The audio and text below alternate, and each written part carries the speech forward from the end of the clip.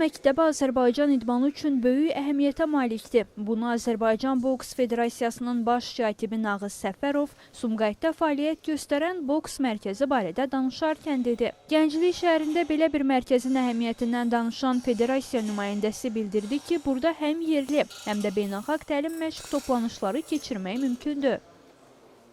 Azərbaycan Boks Federasiyasında 2022-ci ildən regionların inkişaf proqramı layihəsi həyata keçirilir. Bizim Lənkəranda boks mərkəzimiz fəaliyyət göstərir. Olimpiyaçılarımız, dünya çempionlarımız Sumqayıt Boks Məktəbinin yetirməsidir və Sumqayıtda belə bir mərkəzin olmasına çox böyük bir ehtiyac var idi.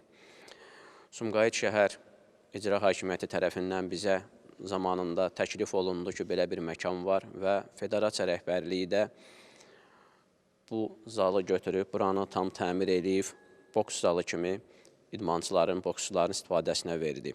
Qeyd edək ki, 1966-cı ildə Sumqayıt şəhər stadionu istifadəyə verilərkən onun daxilində boks bölməsi fəaliyyət göstərib. 2023-cü il oktyabrın 23-də Prezident İlham Əliyev stadionda yenidən qurmadan sonra yaradılan şəraitlə tanış olub. Dövlət başçısına arenanın yardımçı binasında inşa edilən Sumqayıt Boks Təlim Mərkəzi barədə də məlumat verilib.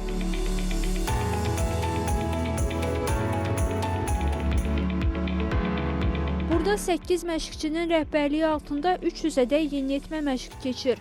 Azərbaycan Boks Federasiyasının dəstəyi ilə inşa edilən mərkəzin ümumi sahəsi 1445 kvadrat metr təşkil edir və 3 mərtəbədən ibarətdir. Burada məşq zonası, trenajör zalı, yardımçı otaqlar mövcuddur. Həmçinin idman obyekti bütün lazımi avadanlıqlarla təchiz edilib.